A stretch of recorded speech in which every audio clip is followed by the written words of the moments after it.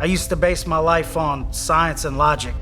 Scientifically, I should be dead. I've been shot at, I've been stabbed.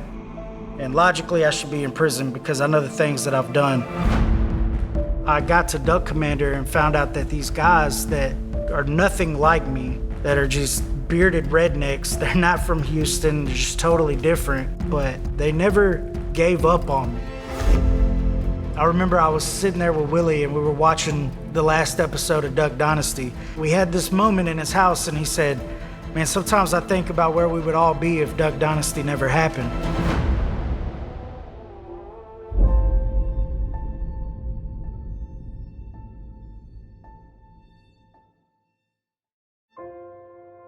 So I grew up in Houston, Texas on the north side. It was just me, my mom, and my grandmother. Never knew my father, so the only people around that I had to look up to were people that were doing all the wrong things. My mom always had, health complications.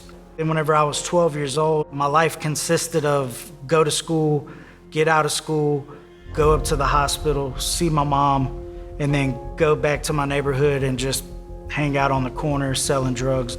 At that point, my mom was kind of a burden to me. She'd been sick and she'd taken my room, had this hospital bed in there. It was December 18th. I was just kind of on break from Christmas from school. I got up the next morning and my grandmother was like, hey, go wake your mom up. As I walk up to the room, I just remember something not quite being right. And there was this stillness. And I walked up and I nudged her shoulder and I'm like, Mom, wake up. And she didn't. She had passed away that night. And I remember I cried and then I just got angry. I was just mad. I was mad at everything, mad at everybody. And it was less than 6 months later, I get arrested for the first time. By the time I was 16, I'd been incarcerated 2.5 years. By the time I was 17, I was making upwards of $60,000 a month selling drugs. Had a pipeline from Houston to Columbia, South Carolina. 2007, I got indicted and convicted of a gang-related shooting in which a person died. That was one of those moments in my life I didn't realize was gonna be a turning point. Ultimately get released.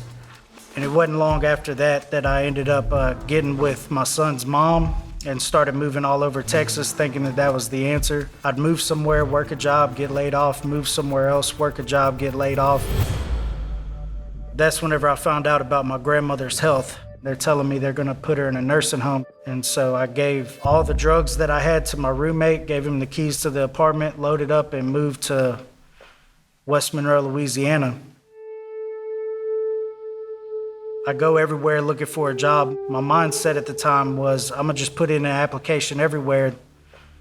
And I was just driving down Thomas Road and I see this big brown building off to the side and it's Duck Commander. I go in there, put in an application. About another month goes by. At that point, I was completely stressed out, just completely broken, didn't know what to do. I just stare in this mirror, getting high and drunk, listening to music, trying to figure out what I was gonna do with my life.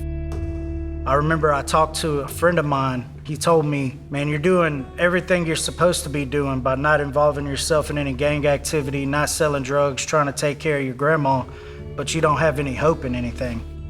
I just began to believe that maybe there was something else at work. And literally the next day I get a phone call from Duck Commander. Hey, we want you to come in for an interview. This was at a time after the show had blown up.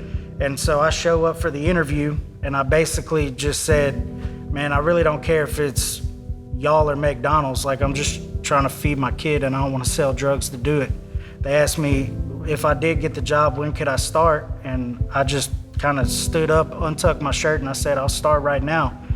And then they kicked me out their office. And I'm just kind of like, why did I tell them that? It's like when keeping it real goes wrong. They're definitely not gonna hire me now. And to my surprise, a day later, they ended up calling me. I went up there and I started folding clothes and working in the warehouse for $8 an hour. I was grateful to have a job, but being an atheist and somebody that didn't believe in God, I just was like, man, I don't really care to hear about your faith or anything else. They just kind of started showing me love, and they told me that they cared about me. They gave me responsibility, and that was stuff that nobody had ever done before. I start going to church with them. The more I went, the more I listened, and the more I listened, everything that didn't make sense made sense if I put God in the equation. And so it wasn't long after that, I'm getting baptized by Phil. And it was almost like one day I'm one person, and then the next day I'm a new person. I started living like this double life where I would go and I'd talk about Jesus Monday through Friday from 8 to 5, or if somebody asked me to come speak, but then I'd go home and I'd drink and I'd smoke weed and sleep with women. It wasn't long after that I ended up getting arrested for a DWI and a possession charge. And I'm sitting in jail and I'm literally asking myself, like, how did this happen? I got Jesus. And then it hit me. God was like, either you're for me or against me. There's no gray area. You can't ride the fence. You can't go around and proclaim me and then be caught up in all this sinful behavior. Whenever I got arrested, it was 3 days before my episode aired on Duck Dynasty. But then my next thought was, well, it's all over anyways. Ruined that shot, story of my life. To my surprise, Grant Taylor and Willie and everybody got together. They got me out of jail, let me keep my job. They just asked me to get involved with Celebrate Recovery and to move into a sober living home. And so I did, reluctantly, and I walked in the wrong attitude, and that only led to more consequence, me being kicked out of a sober living house, ultimately fired from Buck Commander. Miss K, of all people, called one of the leaders at Celebrate Recovery and said, I don't know what it is about this kid, but just give him one more chance. And they did. They gave me one more chance, allowed me to go back into the sober living home. It was then that I was like, okay, God, whatever you have for me, whatever you want to do, I'm in. But it was from that place of humility that I was able to learn so much about what Christ wanted for my life. I started walking in this authentic relationship with Jesus, not one that was just for everybody to see, but one for me to experience on a personal level in a relationship with Him.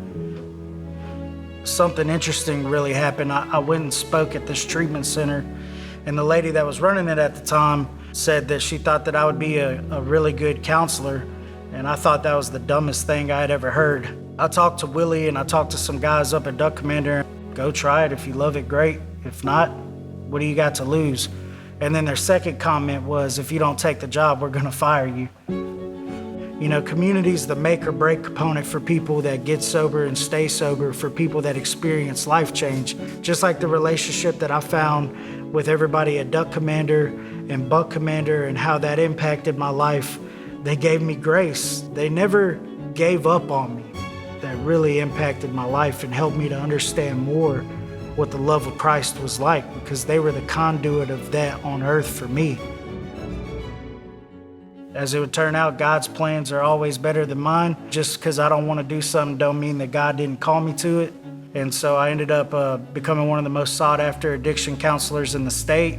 That then led to me becoming the director of Celebrate Recovery at our church. And the sober living houses that I once lived in, I now own.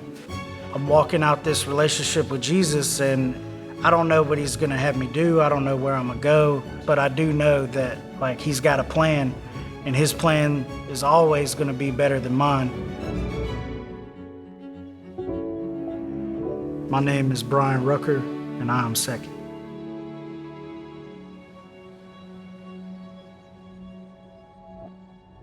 If you want to learn more about how to put Jesus first and let Him transform your life, go to IamSecond.com.